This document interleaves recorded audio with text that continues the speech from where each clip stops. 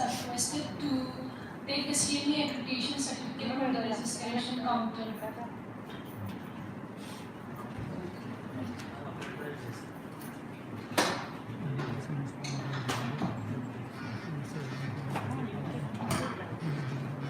Good afternoon, everyone. Thank you for coming down. So, what I'm going to do today is I'm going to cover balanced crystalloids, recent updates, and clinical trials. So, to start off, the doubling time of medical knowledge in 1950, it was 50 years. In 1980, it was 7 years. In 2010, it was 3.5 years. And in 2020, it is projected to be just 73 days. So that's how fast medical knowledge is advancing. So the problem with all this is there is an information overload which is happening. And because of that, medical and scientific knowledge is expanding faster than our ability to assimilate it and apply it effectively. So coming to my topic, that is recent updates and clinical trials with balanced crystalloids. This one slide over here kind of sums up the gist of what I'm trying to say. So if you see over here,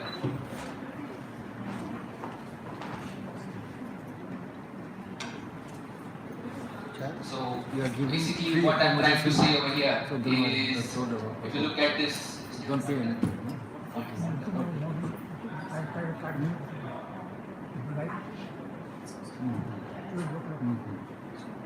So if you look at this figure over here, you see this cartoon, and over here it's a petrol car, and they have filled diesel in this. And what they're trying to say over here is they have put in the wrong fuel in the car, and that has kind of messed up the car. And that is what we do with fluid therapy. Whenever we are giving fluid therapy, the idea is to give a fluid which is as close as possible to plasma, thereby preventing all the side effects. So if you go back to fluid therapy, the saline-based strategies were first proposed in 1831 by Dr. O'Shaughnessy during the cholera epidemic, which were put into practice by Dr. Thomas Latta. And this is the fluid which was used by Dr. Thomas Latta. And if you look at the composition of this fluid over here, it has got more physiological levels of sodium, it has got more physiological levels of chloride, it contains bicarbonate which acts as a buffering agent. So it is in no way close to the normal saline which we use nowadays. It is a much more balanced solution. Dr. Cindy Ricker and Dr. Alex Hartman, they advanced the field further, and we had the interlactate solution and the Hartman solution which developed. And if you talk about colloids, one thing which they say has nothing good has ever come out of war except for trauma research, and that is particularly true in case of colloids. So the First World War, it saw the development of gelatins. The Second World War saw dextrans and gelatins, which were well established. And hydroxyether solutions, they were established in the 1970s. So if we come to the classification of fluids for volume therapy, we have got crystalloids, we have got colloids. In colloids, we have got artificial colloids, natural colloids, we have got blood products. And in crystalloids, the most common one used is normal saline. So my focus today would be on crystalloid therapy. So this is a question, which fluid to use, because so many fluids out there, so much literature which comes up. So it's a big question, which fluid should be used. So if you go back into the discovery of normal saline, Dr. Hamburger, through a series of in vitro experiments, he concluded that the blood of majority of warm-blooded animals, including man, was isotonic with a 0.9% sodium chloride solution. So what he saw is the red blood cells, they don't get lysed with a 0.9% solution of sodium chloride. So he concluded that this is normal saline. So scientific evidence supporting the use of normal saline in clinical practice is based on this in vitro study. This is not an in vivo or a clinical trial. On the basis of this single study, that's all the evidence which was there for normal saline. And it's still a mystery as to how it came into general use as an intravenous fluid in vivo. So today, in today's era of evidence-based medicine, it's hard to believe that a solution like normal saline would have passed the rigors of clinical trials. So the whole fundamental concept is 0.9% normal saline is abnormal, and the reason is it contains extremely high levels of sodium and chloride. So if I need to compare it so can anybody take a guess? So if I want to compare the sodium content in 1 liter of saline, how much will it be if I want to compare it with potato chips? So how many bags of potato chips contain as much sodium as 1 liter of saline? Anybody wants to take a guess? Any random figure? Anyone? Anyone? Any figure in mind? Sorry? Yes. Oh, 2 packets? Actually, you can add one more zero to that. It's 20 packets of chips. So basically, the sodium in 1 liter of saline is equal to the sodium content in 20 bags of these chips. That's the amount of sodium we pump in every time we give saline. And this is the calculation. So sodium or saline contains 154 milliequivalents of sodium per liter, which is roughly equivalent to 3,542 milligrams of sodium. 1 bag of potato chips, it contains 180 milligrams of sodium. Thus, 1 liter of normal saline has as much sodium as 20 bags of potato chips. That's the amount of sodium we pump in. And this is the reason we say that normal saline is abnormal.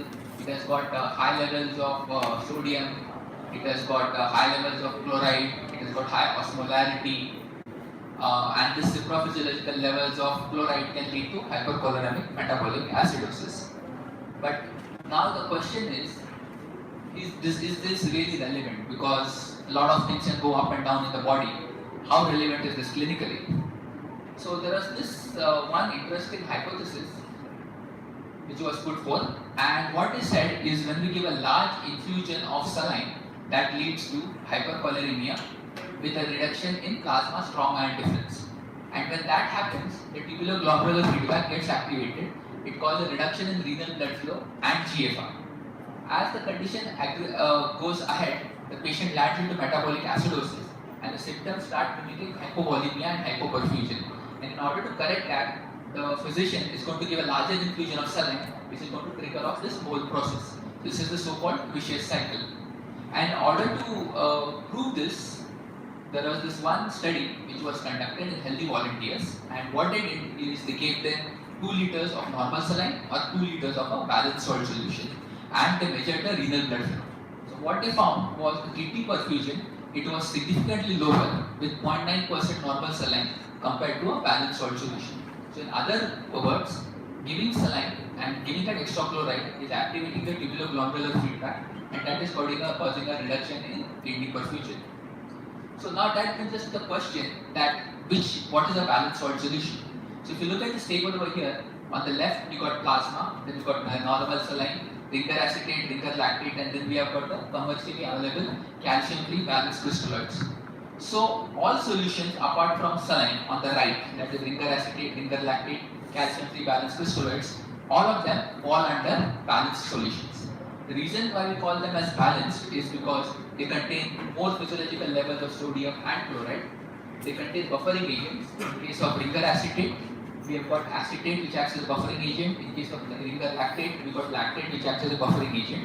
And if you look at the osmolarity, they are more isoosmolar compared to saline. Saline is more hypertonic.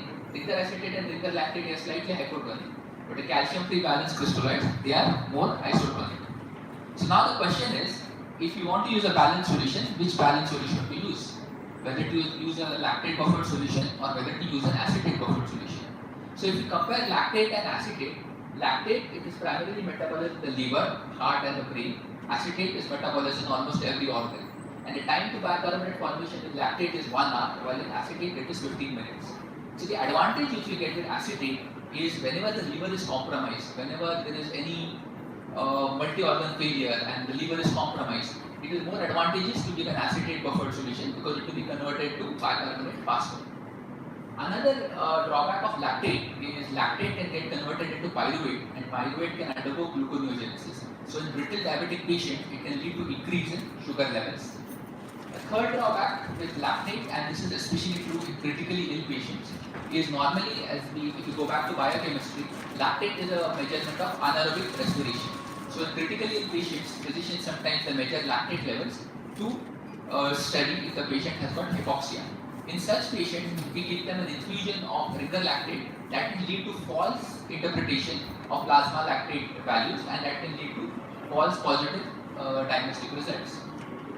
Drawbacks with acetate, the biggest drawback with acetate is it cannot be measured, and there have been previous studies, animal studies, which have said that it can lead to myocardial oxygen consumption, but that has not been evaluated in human studies so far. If you look at head-to-head clinical trials with lactate and acetate, there was this one study in patient undergoing a hepatectomy, and they were given a ringer lactate solution or they were given an acetate buffered solution, and they measured the lactate levels. And the conclusion from this trial is crystalloid solutions containing acetate might have advantage over ringer lactate in living donors undergoing a hepatectomy. Another trial, and this was a multi-center double randomized study in patient undergoing a liver resection, and in that half patients they received Hartmann solution and another 30 patients they received acetate buffered solutions. And the conclusion from this study was patients receiving Hartmann solution, they had higher blood loss, they were more hypercholeremic, hyperlactemic, had more number of complications and a longer length of hospital stay. If you look at comparisons between normal saline and balanced solution, and if you start off with critical illness sepsis and shock, and if you look at the surviving sepsis guidelines are pretty ambivalent, they are not clear. They say that use balanced crystalloids or saline for fluid resuscitation of patient with sepsis or septic shock. So they say that use a crystalloid therapy, but they don't specify which balanced crystalloid or which crystalloid should be used. If you look at the guidelines from the Association of the Scientific Medical Societies in Germany, they are a bit more elaborate. So they say that don't give hypoosmolar solutions for a patient with severe traumatic brain injury. And most importantly, if you look at the third point, they state that balanced electrolyte solutions containing acetate or malate instead of lactate should be used as a volume substitute for critically ill ICU patients. And if you look at the fourth point, they say that isotonic saline solutions should not be used as a volume substitute in intensive care medicine. So these guidelines, they are more elaborate and more in favor of balanced salt solutions, especially those with acetate or malate. If you look at clinical studies, there have been two main studies which came out earlier this year.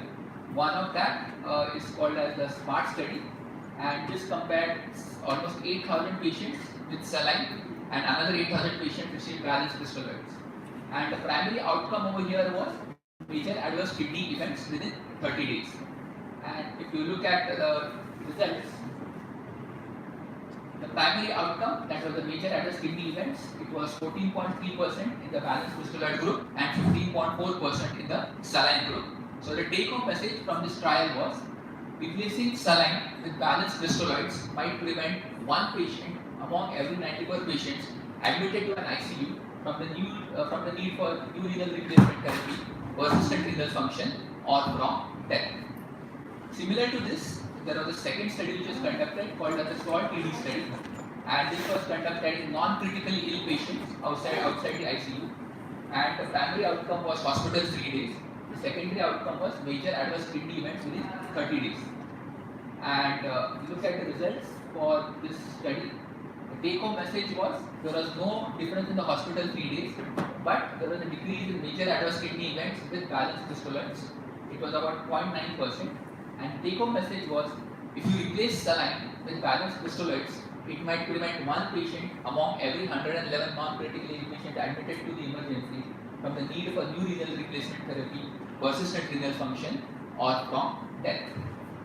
If you look at surgical patients and if you look at the guidelines, the GIPSAP guidelines, they say that whenever crystalloid resuscitation or replacement is indicated, a balanced salt solution should be used. I won't go into all clinical trials, but this one meta-analysis which came up earlier this year, and they compared saline and balanced crystalloids. These were 800 patients from 9 randomized clinical trials in adult patients undergoing a non-renal surgery. And they found that there was significantly lower case excess pH in patients in the saline group. And the conclusion was use of balanced crystalloids during non-renal surgeries resulted in a better post-operative metabolic profile compared to saline. more research needs to be done focusing on clinical outcomes when comparing both these solutions. Another trial, and this came up earlier this year, and over here this was saline versus balanced crystalloids in patient undergoing abdominal surgery. So there were 60 patients randomized in two groups of 30. One group received saline, other group received acetate buffered balanced crystalloids, and the primary outcome was the need for vasopressors. And if you look at this graph, on the top we have saline, on the bottom we got balanced solutions. So the percentage of patients requiring saline, the number of patients in the saline group, they required more vasopressors compared to patients in the balanced group. So 67 patients who received balanced crystalloids, they received vasopressors, while 97 patients who received saline, they received vasopressors. So the conclusion was, if you use a balanced solution, it was associated with a lower need for vasopressors to achieve hemodynamic stability compared with 0.9% saline. This is an interesting graph, and it's a retrospective study in which they looked at the post-operative chloride levels and they looked at the probability of death. So if you look on the y-axis, this is the probability of death, and on the x-axis, it is the post-operative chloride levels. So as you can see, the higher the post-operative chloride levels, higher is the probability of death. So in other words, if you use solutions which contain high chloride levels, and if the patient's post-operative chloride levels on day 1 or day 2 they are higher, it is going to lead to an increased probability of death. So this was a retrospective study which tried to look at this association. And finally, before I wrap up, there is one point which I wanted to touch, that was balanced crystalloids and the kidney. And one of the main problems which a lot of nephrologists especially have about balanced crystalloids is that they contain potassium, whether it is ringer lactate, ringer acetate, or any of the commercially available balanced solutions. And they feel that this potassium can lead to hyperkalemia. So there is one interesting review which was published last year, and what is stated over here is whenever we give a large infusion of saline, patients are going to land into acidosis. Whenever there is acidosis, that is going to lead to increased H plus ions in the extracellular fluid. These H plus ions, they are going to come into the intracellular compartment so that they can be buffered. And in this process, potassium, which is the largest positively charged ion inside the cell, is going to be kicked out to the extracellular compartment. And this transcellular shift of potassium is going to lead to hyperkalemia rather than giving a solution which contains a near normal level of potassium. So transcellular shift of potassium due to metabolic acidosis can lead to hyperkalemia. Any infusion with a near normal potassium concentration, so if you look at ringer lactate, potassium concentration is 4 milliequivalents per liter. So these solutions with a near normal potassium concentration will have almost no effect on the serum potassium level. It is the transcellular shift of potassium which is the bigger culprit for causing hyperkalemia. And there have been clinical trials which have tried to prove this. This was one study in patients undergoing a deceased donor renal transplantation who received saline or an acetate buffered balanced crystalloid. And what they found is patients who were given saline, they had a higher incidence of hyperkalemia, hypercholeriemia, and they were more acidic. So because of the excess chloride levels, that led to a hypercholeric metabolic acidosis. And because of the acidosis, there was a shift of potassium from the intracellular to the extracellular compartment, which caused the hyperkalemia. So to summarize my talk, large volumes of saline can lead to hypercholeremic metabolic acidosis. Balanced crystalloids, they cut down the risk of developing acidosis. Acetate buffered balanced crystalloids, they can have advantages in surface patients, patients undergoing liver procedures, patients having diabetes. We had two big studies which were published earlier this year, the SMART and the SWOT team, which have provided very strong evidence about the benefits of balanced solutions versus saline in critically ill as well as non-critically ill patients. So the take-home message would be that with fluid therapy, one size does not fit all. It has to be individualized according to every patient's need. There has to be a mixture of colloids, crystalloids, balanced crystalloid, normal saline, depending on each patient's need. So fluid therapy should be tailored to each patient's need. So with that,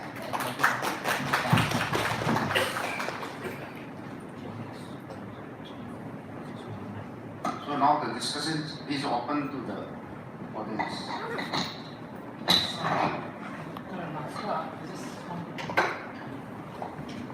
Your SWOT and the SMART studies. right. Yeah. So that is many studies that we did it on Right. Yes. So they are non-critical ill patient. Non-critical illness. Yeah. Yeah. So there, if you see your data out there, Yes. see, 30-day mortality or discharge from home, no difference is there. Hospital. It was hospital free days. Yeah, hospital free days. And if you see around that, your secondary outcome about your MAC 30, Yes. yeah, major adverse event Yes. or kidney events. Yes. Yeah, 30 days they said is decreasing by using the balance. Yes. 0.9%. Yeah. Yes. But here, when they say MAC 30 in 30 days, it's not about the renal replacement therapy. Here is the doubling of the creatinine level. Right. So MAC 30 criteria was a doubling of the creatinine level, not the renal replacement or renal replacement. Yeah. Go ahead. Yeah. And one more drawback about the salted your trial was there is a single center, one ICU, single center, only one ICU. That is the biggest drawback of the salted. I think you will agree on this point. Thank you, sir. Thank you, sir. Yeah. And coming to the choice of fluid is they didn't specify properly balanced crystalloids only. Maximum are 95% are lactated ringer they use it. Right. So it's not the plasma like they use it. It's not the plasma like they use it, but they use 95% lactated ringers. So this is more of the thing. But again, coming to the smart again, see, they didn't specify when you use in most of the, even in the salted also, in critical ill patient in the ICU, in the TBI, traumatic brain injury, most of the physicians there, they are reluctant to use the your imbalance. They said in their study, so they use normal saline there. There's another issue with the, what is called that? I agree with the split. Split trial is the one who's pulled the ball here. Split trial 2 years back I think it came out. So split trial is the one that say that there's not much of the evidence. I agree about. Yeah, thank you, sir. So just elaborate. Right, and you are right about the SALT TD study. So the SALT TD study, hospital 3 days, they were safe between both the groups. The MAKE 30, so MAKE 30 is a composite endpoint. It includes new renal it includes AKI, new renal replacement therapy, and persistent creatinine elevation, which is more than 200% of baseline. So MAKE 30, there was a difference of 0.9%. It was not as significant as SMART, but that difference was there. The problem with both SMART and SALT AD was, it was a single center but multiple ICUs. So 4 or 5 ICUs, but it was a single center. All the trials, they were conducted at Vanderbilt University across multiple ICUs. So the advantage or the disadvantage of a single center study is maybe all the variations are not captured. Like if I do a trial only in say Calcutta, I won't be capturing variations across multiple patient groups. The second drawback was they did not compare lactate buffered and acetate buffered solutions. In SALT TD, 95% solution was lactate buffered, 5% was acetate buffered. In SMART, 56% was acetate buffered, 44% was lactate buffered. However, an interesting comment which they made about SMART is patients with a pre-existing kidney disease, if they are given a saline solution, their kidney function is worsened because of the digital feedback or whatever. However, if you give them a balanced salt solution, their kidney function did not worsen. So that is why I came to my last conclusion that fluid therapy should be tailored to each patient's individual needs. And coming to your point about TBI, in TBI or traumatic brain injury, the way the trial was designed, doctors were free to use the fluid of their choice. Now the reason is in balanced solutions, nobody uses ringer lactate or ringer acetate in neurological cases because of the hypotonicity. And with the other solutions like the acetate buffered, commercially available solutions, the data is still, there's not enough data in TBI patients. So that is why probably doctors are still in favor of giving saline in this subset of patients. But again, having said that, you can also try balanced solutions in the neurological cases, not the ringer lactate and the ringer acetate, the commercially available, the calcium-free balanced crystalloids, which have which are more isotonic and which can be safer compared to ringer lactate.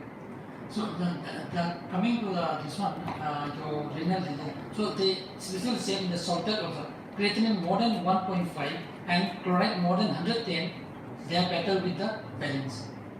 And about the very nice study, but I think they should have excluded the TBI patients They should have. They should have excluded that makes the bias. That's why neurological patient is still a debate which ones to use, because I feel that still a lot of people they prefer to use saline because it's slightly hypertonic, so they still prefer to use saline.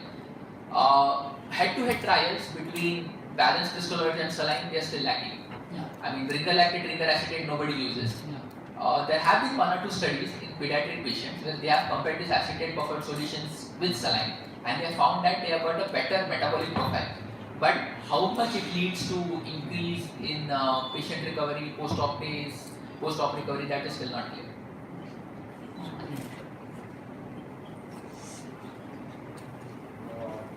You are right for the valence crystalloid. There are so many studies. In June 2018 also there are report about the valence, colloid, etc. So, and also 2017, some study also there. So in TBI patient and ICU patient, some variation there. TBI, they prefer the balanced crystalloid. It is given there. And ICU patients, especially sepsis, see albumin role is there also. Colloid, I mean. This and the latest is June 2019. That report, balanced crystalloid is there. Clearly given. Thank you. Any other questions?